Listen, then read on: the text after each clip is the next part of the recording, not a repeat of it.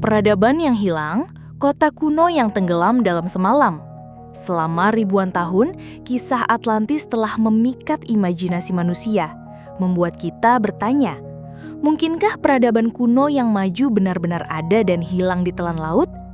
Rasa ingin tahu yang mendalam ini adalah hal yang wajar. Ini mendorong banyak orang untuk mencari tahu apakah Atlantis benar-benar ada dan di mana lokasinya.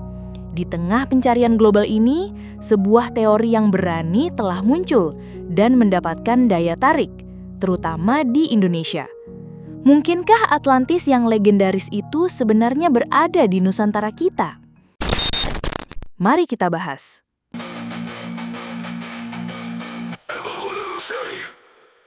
Untuk menguak misteri ini, kita harus kembali ke sumbernya.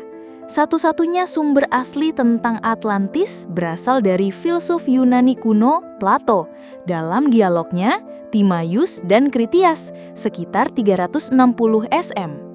Kisah ini diceritakan melalui serangkaian transmisi yang panjang, dari seorang pendeta Mesir ke negarawan Athena bernama Solon, ke kakek Critias, dan akhirnya ke Plato sendiri.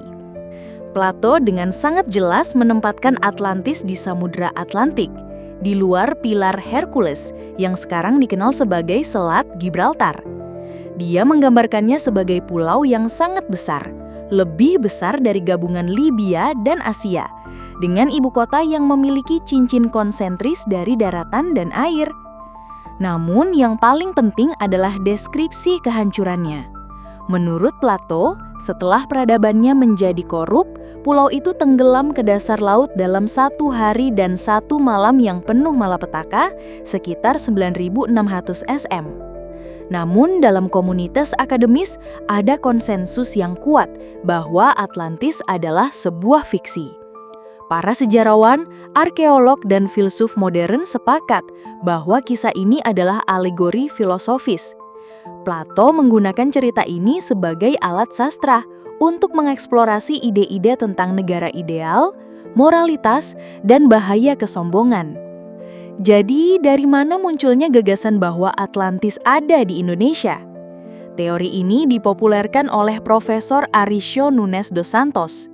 Dalam bukunya, Atlantis, The Lost Continent Finally Found, dia mengklaim bahwa orang-orang selama ini salah menafsirkan deskripsi Plato. Santos menafsirkan ulang Samudra Atlantik sebagai lautan raksasa yang mengelilingi benua-benua kuno yang ia sebut sebagai Samudra Hindia. Santos mencoba mencocokkan beberapa deskripsi Plato dengan kondisi geografis Indonesia. Dia berargumen bahwa paparan Sunda, daratan yang menghubungkan pulau-pulau besar seperti Sumatera, Jawa, Kalimantan, dan Bali, memiliki ukuran yang sebanding dengan benua yang dijelaskan Plato. Dia juga menyoroti iklim tropis Indonesia, sumber daya alamnya yang kaya, dan aktivitas vulkaniknya yang intens sebagai buktinya. Santos menghubungkan kehancuran Atlantis dengan akhir zaman es terakhir, di mana pencairan gletser menyebabkan kenaikan permukaan laut yang masif dan menenggelamkan daratan luas. Memang benar, sekitar 12.000 tahun yang lalu, paparan Sunda adalah daratan kering karena permukaan laut 120 hingga 130 meter lebih rendah dari sekarang. Namun, inilah poin krusialnya. Kenaikan permukaan laut ini terjadi secara bertahap selama ribuan tahun, bukan dalam 1 malam dan 1 hari, seperti yang diceritakan Plato. Bukti arkeologi juga menolak klaim ini. Pada periode 10.000 hingga 12.000 tahun yang lalu, waktu yang diklaim untuk Atlantis, manusia yang mendiami Indonesia adalah masyarakat pemburu pengumpul dengan budaya Hoabinian. Bukti-bukti yang ditemukan menunjukkan mereka hanya menggunakan alat-alat batu sederhana. Ini sangat berbeda dari deskripsi Plato tentang peradaban yang maju dengan arsitektur megah dan teknologi canggih. Klaim bahwa situs seperti Gunung Padang adalah piramida buatan berusia puluhan ribu tahun juga telah ditolak oleh komunitas ilmiah. Para ahli arkeologi dan vulkanologi telah menunjukkan bahwa Gunung Padang adalah leher gunung berapi purba yang terbentuk secara alami, bukan buatan manusia. Jadi, mengapa klaim Atlantis di Indonesia tidak didukung oleh sains?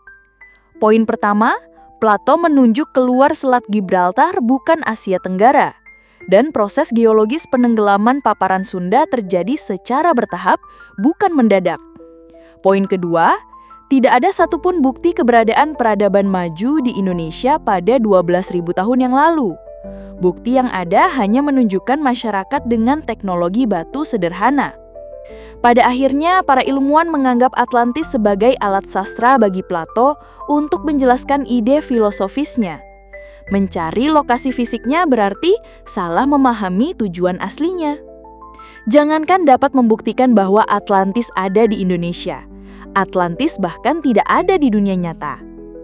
Kisah Atlantis memang mempesona, tetapi ketika kita berbicara tentang fakta ilmiahnya, penting untuk mengandalkan bukti yang dapat diverifikasi. Daripada mencari Atlantis yang tidak ada, mari kita bangga dengan sejarah nyata Indonesia yang kaya dan menakjubkan. Ada banyak jejak prasejarah dan temuan-temuan yang luar biasa di Nusantara yang menunggu untuk kita pelajari. Yang semuanya didukung oleh penelitian ilmiah yang valid. Kita dapat menghargai mitosnya, namun tetap menghormati kebenaran fakta.